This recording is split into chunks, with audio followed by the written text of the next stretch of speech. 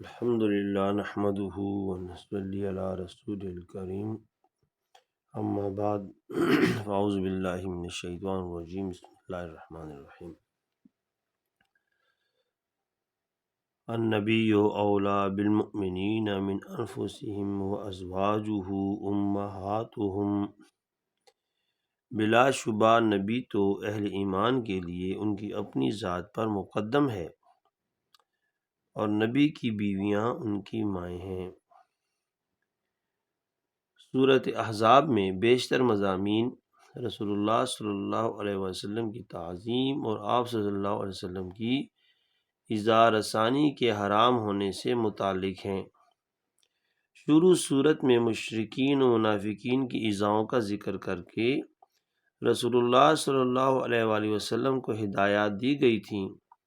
اس کے بعد جاہلیت کی 3 رسموں کا ابطال کیا گیا، جن میں آخری رسم کا تعلق رسول اللہ صلی اللہ علیہ وآلہ وسلم کی ایذا سے تھا، کیونکہ کفار نے حضرت زید رضی اللہ عنہ کی مطلقہ بیوی حضرت زینب رضی اللہ عنہ سے حضرت صلی اللہ علیہ وآلہ وسلم کے نکاح کے وقت اسی اپنی جاہلانہ رسم متبنہ کی بنا پر آپ صلی اللہ علیہ وسلم پر یہ الزام لگایا کہ آپ صلی اللہ علیہ وآلہ وسلم نے اپنے بیٹے کی مطلقہ بیوی سے نکاح کر لیا۔ اس طرح شروع صورت سے یہاں تک ایذائے رسول اللہ صلی اللہ علیہ وسلم سے متعلق مضمون تھا۔ اس آیت مذکورہ میں آپ صلی اللہ علیہ وآلہ وسلم کی تعظیم و اطاعت تمام مخلوق سے زیادہ واجب ہونا بیان کیا گیا ہے۔ ایک مشہور مصنف لکھتے ہیں، نبی صلی اللہ علیہ وسلم کا مسلمانوں سے اور مسلمانوں کا نبی علیہ الصلوۃ والسلام سے جو تعلق ہے وہ تو تمام دوسرے انسانی تعلقات سے ایک بالاتر نوعیت رکھتا ہے۔ کوئی رشتہ اس رشتے سے اور کوئی تعلق اس تعلق سے جو نبی اور اہل ایمان کے درمیان ہے ذرا برابر بھی کوئی نسبت نہیں رکھتا۔ نبی صلی اللہ علیہ وسلم مسلمانوں کے لیے ان کے ماں باپ سے بھی بڑھ کر شفیق و رحیم اور ان کی اپنی ذات سے بھی بڑھ کر خیر خواہ ہیں۔ ان کے ماں باپ اور ان کی بیوی بچے ان کو نقصان پہنچا سکتے ہیں، ان کے ساتھ خود غرضی برت سکتے ہیں اور ان کو گمراہ کر سکتے ہیں، ان سے غلطیوں کا ارتکاب کرا سکتے ہیں، ان کو جہنم میں دھکیل سکتے ہیں، مگر نبی صلی اللہ علیہ وسلم ان کے حق میں وہی بات کرنے والے ہیں جس میں ان کی حقیقی فلاح ہو۔ وہ خود اپنے پاؤں پر کلہاڑی مار سکتے ہیں، حماقتیں کر کے اپنے ہاتھوں پر نقصان کر سکتے ہیں، لیکن نبی صلی اللہ علیہ وسلم ان کے لیے وہی کچھ تجویز کریں گے جو فی الواقع ان کے حق میں نافع ہو۔ اور جب معاملہ یہ ہے تو نبی صلی اللہ علیہ وسلم کا بھی مسلمانوں پر یہ حق ہے کہ وہ آپ صلی اللہ علیہ وسلم کو اپنے ماں باپ اور اولاد اور اپنی جان سے بڑھ کر عزیز رکھیں۔ دنیا کی ہر چیز سے زیادہ آپ صلی اللہ علیہ وآلہ وسلم سے محبت رکھیں۔ اپنی رائے پر آپ صلی اللہ علیہ وسلم کی رائے کو اور اپنے فیصلے پر آپ صلی اللہ علیہ وسلم کے فیصلے کو مقدم رکھیں، اور آپ صلی اللہ علیہ وسلم کے ہر حکم کے آگے سر تسلیم خم کر دیں۔ اسی مضمون کو نبی صلی اللہ علیہ وآلہ وسلم نے اس حدیث میں ارشاد فرمایا، جسے بخاری اور مسلم وغیرہ نے تھوڑے سے لفظی اختلاف کے ساتھ روایت کیا ہے کہ لا یؤمن احدکم حتی اکون احب الیہ من والدہ وولدہ والناس اجمعین۔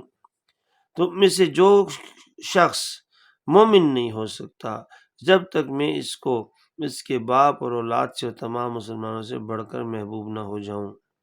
اسی خصوصیت کی بنا پر جو ابھی ہم نے ذکر کی، نبی صلی اللہ علیہ وسلم کی ایک خصوصیت یہ بھی ہے کہ مسلمانوں کی اپنی منہ بولی مائیں تو کسی معنی میں بھی ان کی مائیں بہنیں نہیں ہیں، لیکن نبی صلی اللہ علیہ وسلم کی بیویاں اسی طرح ان کے لیے حرام ہیں جس طرح ان کی حقیقی مائیں حرام ہیں۔ یہ مخصوص معاملہ نبی کریم صلی اللہ علیہ وآلہ وسلم کے سوا دنیا میں اور کسی انسان کے ساتھ نہیں ہے۔ اس سلسلے میں یہ بھی جان لینا چاہیے کہ ازواج نبی صلی اللہ علیہ وسلم صرف اس معنی میں امہات المومنین ہیں کہ ان کی تعظیم و تکریم مسلمانوں پر واجب ہے اور ان کے ساتھ کسی مسلمان کا نکاح نہیں ہو سکتا۔ باقی دوسرے احکام میں وہ ماں کی طرح نہیں ہیں۔ مثلا ان کے حقیقی رشتہ داروں کے سوا باقی سب مسلمان ان کے لیے غیر محرم تھے جن سے پردہ واجب تھا۔ ان کی صاحبزادیاں رضوان اللہ عنہم اجمعین مسلمانوں کے لیے ماں جاتی بہنیں نہ تھیں کہ ان سے بھی مسلمانوں کا نکاح ممنوع ہوتا۔ ان کے بھائی بہن مسلمانوں کے لیے خالہ اور ماموں کے حکم میں نہ تھے۔ ان سے کسی غیر رشتہ دار مسلمان کو وہ میراث نہیں پہنچتی تھی جو ایک شخص کو اپنی ماں سے پہنچتی ہے۔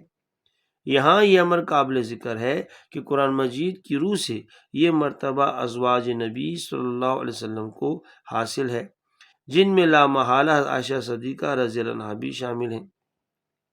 لیکن ایک گروہ نے جب حضرت علی رضی اللہ عنہ، فاطمہ رضی اللہ عنہا اور ان کی اولاد کو مرکز دین بنا کر سارے نظام دین انہی کے گرد گھما دیا، اور اس بنا پر دوسرے بہت سے صحابہ کے ساتھ حضرت صدیقہ عائشہ رضی اللہ عنہا ام المومنین کو بھی ہدف لعن و طعن، تو ان کی راہ میں قرآن مجید کی آیت حائل ہو گئی، جس کی روح سے ہر اس شخص کو انہیں اپنی ماں تسلیم کرنا پڑتا ہے جو ایمان کا مدعی ہے۔ آخر کار اس مشکل کو رفع کرنے کے لیے جو یہ عجیب و غریب دعویٰ کیا گیا کہ حضور نبی صلی اللہ علیہ وسلم نے حضرت علی رضی اللہ عنہ کو یہ اختیار دیا تھا کہ آپ صلی اللہ علیہ وسلم کی وفات کے بعد آپ صلی اللہ علیہ وسلم کی ازواج مطہرات میں سے جس کو چاہیں آپ کی زوجیت پر باقی رکھیں اور جسے چاہیں آپ صلی اللہ علیہ وسلم کی طرف سے طلاق دے دیں۔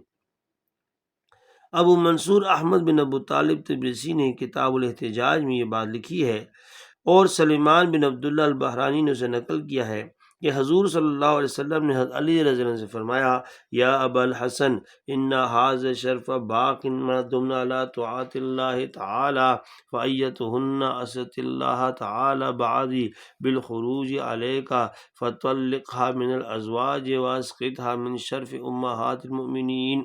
نعوذ باللہ۔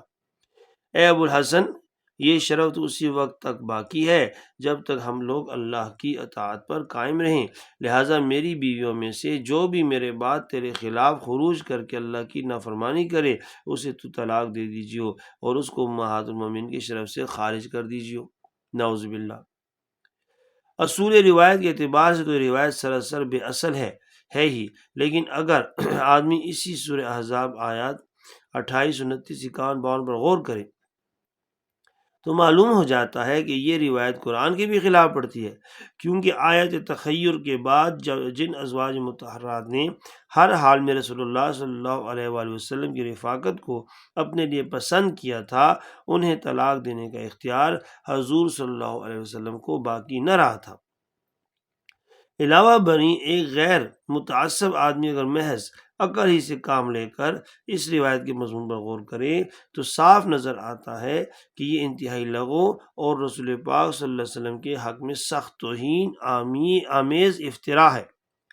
رسول صلی اللہ علیہ وسلم کا مقام تو بہت بالا تر و برتر ہے، ایک معمولی شریف آدمی سے بھی یہ توقع نہیں کی جا سکتی کہ وہ اپنی وفات کے بعد اپنی بیوی کو طلاق دینے کی فکر کرے گا، اور دنیا سے رخصت ہوتے وقت اپنے داماد کو یہ اختیار دے جائے کہ اگر کبھی تیرا اس کے ساتھ جھگڑا ہو تو میری طرف سے اسے طلاق دے دیجیے۔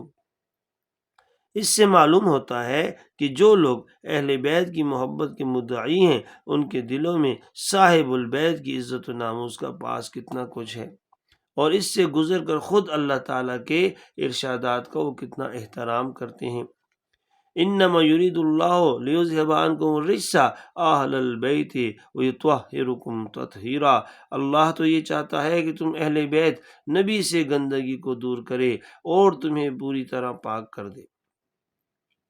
جن کی پاکیزگی اور طیب طاہر ہونے کی شہادت خود اللہ تعالیٰ دے رہے ہیں، آپ خیال کیجئے کہ ان کے متعلق کچھ برا کہنے والا اللہ تعالیٰ کے ارشاد کو جھٹلا رہا ہے، تو غور کیجئے کہ کیا اس میں اسلام کی کوئی رمق باقی ہوگی؟ وہ مسلمان رہ سکے گا؟ کیا سزائے سخت سے بچ سکتا ہے؟ ازواج مطہرات کی فضل و احترام کے بارے میں چند روایات میں آپ کے سامنے پیش کر رہا ہوں۔ خیارکم خیارکم للنساء، تم میں سے بہترین وہ لوگ ہیں جو میری عورتوں کے حق میں بہترین ہوں۔ ازواج مطہرات کو طیب و طاہر ماننے والا ہی خیر ہو سکتا ہے۔ ان میں کسی قسم کا شبہ بھی پیدا کرنے والا اسلام اور مسلمانوں کا دشمن ہوگا۔ لن یحنو علیکم بعدی الا الصالحون وفی روایت الا الصابرون، تم اور میرے بعد صرف نیک لوگ ہی شفقت کریں گے۔ یہ پیشن گوئی صاحب بتا رہی ہے کہ آوارہ و بد کردار لوگ بکواس کیا کریں گے، صرف نیک اور طاہر ہی میرے بعد تم پر شفقت کریں گے۔ ان الذی یحن علیکم بعدی هو الصادق البار، میرے بعد تم پر جو شفقت کرے گا وہی سچا اور نیک ہوگا۔ غور کیجئے کہ رسول اللہ صلی اللہ علیہ وسلم کے بعد سچے اور نیک ہونے کا معیار کیا ہے۔ ان فضل عائشہ علی النساء کفضل السرید علی سائر الطعام، حضرت عائشہ رضی اللہ عنہ کی فضیلت باقی خواتین پر ایسی ہے جیسے سرید کی فضیلت باقی تمام کھانوں پر۔ دنیا و آخرت کی تمام عورتوں پر حضرت عائشہ رضی اللہ عنہا کو وہ فضیلت حاصل ہے جو سب کھانوں پر سرید کو عرب کا مرغوب ترین کھانا ہے، سب کھانوں پر۔ احب النساء الی عائشہ من الرجال ابوہا، عورتوں میں مجھے سب سے زیادہ محبوب عائشہ رضی اللہ عنہا ہیں اور مردوں میں ان کے والد ابوبکر رضی اللہ عنہ سب سے زیادہ محبوب ہیں۔ غور کیجئے کہ اللہ اور رسول صلی اللہ علیہ وسلم کے بعد عورتوں میں سب سے زیادہ محبوب ہے عائشہ رضی اللہ عنہا، اور مردوں میں ان کے والد، چونکہ قاعدہ ہے دوست کا دوست دوست ہوتا ہے۔ حضور صلی اللہ علیہ وسلم اللہ تعالیٰ کے حبیب اور یہ دونوں حضور صلی اللہ علیہ وسلم کے حبیب، تو دونوں اللہ تعالیٰ کے حبیب۔ عائشہ تو زوجتی فی الجنت، عائشہ جنت میں میری زوجہ ہوں گی۔ دنیا و آخرت میں جن کو یہ اعزاز حاصل ہے تو وہ کون اقرار پائے گا جو ان سے نفرت کرے۔ ھذا جبرائیل یقرئک السلام، اے عائشہ جبرائیل ہے تمہیں سلام کہہ رہے ہیں۔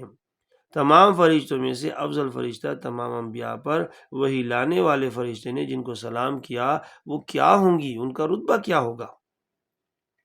وَإِنَّ اللَّهَ جَمَعَ بَيْنِي وَبَيْنَ رِيقَهُ، حضرت عائشہ فرماتی ہیں کہ وصال نبوی صلی اللہ علیہ وسلم کے وقت اللہ تعالیٰ نے میرے اور حضور صلی اللہ علیہ وسلم کے لعاب اطہر کو جمع فرمایا تھا۔ مسواک کا واقعہ وصال اطہر کے وقت کا معروف ہے۔ حضرت حفصہ رضی اللہ عنہ کی بیوہ ہونے کے بعد ان کے والد حضرت عمر رضی اللہ عنہ نے حضرت عثمان رضی اللہ عنہ سے نکاح کرنے کا ارادہ ظاہر کیا، مگر حضرت عثمان رضی اللہ عنہ نے اعراض کیا۔ اس پر حضرت عمر رضی اللہ عنہ جب حضرت عثمان رضی اللہ عنہ کی شکایت بارگاہ نبوی میں کی تو آپ صلی اللہ علیہ وسلم نے فرمایا تزوجوا حفصة خیر من عثمان وتزوج عثمان خیر من حفصہ فزوجہ النبی صلی اللہ علیہ وسلم ابنتہ، حضرت حفصہ رضی اللہ عنہ سے وہ شادی کرے گا جو عثمان رضی اللہ عنہ سے بہتر ہوگا، اور عثمان رضی اللہ عنہ ایسی خاتون سے شادی کریں گی جو حفصہ رضی اللہ عنہ سے بہتر ہوں گے، جن کی بہتری حضور صلی اللہ علیہ وسلم فرمائیں ان کو کسی قسم کا عیب لگانا خالص جھوٹ اور مکاری نہیں ہے تو اور کیا ہے۔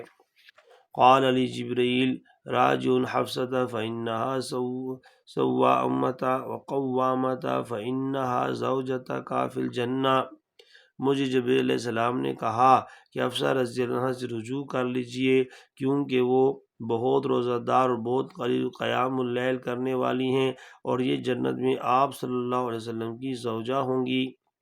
جبرائیل علیہ السلام نے بغیر اللہ تعالیٰ کے حکم کے کچھ نہیں کہہ سکتے، تو جن کو اللہ تعالیٰ بواسطہ جبرائیل علیہ السلام روزوں والی رات کی عبادت والی فرمائیں ان کی شان میں گالیاں بکنا اللہ تعالیٰ کو جھوٹا کہنا ہوگا۔ غور کیجئے کتنا سخت جرم ہے۔ اللہ تعالیٰ آپ کو، مجھے، ہم سب کو صحیح اسلام کو سمجھنے اور اس پر عمل کرنے کی توفیق عطا فرمائے۔ جزاک اللہ خیرہ۔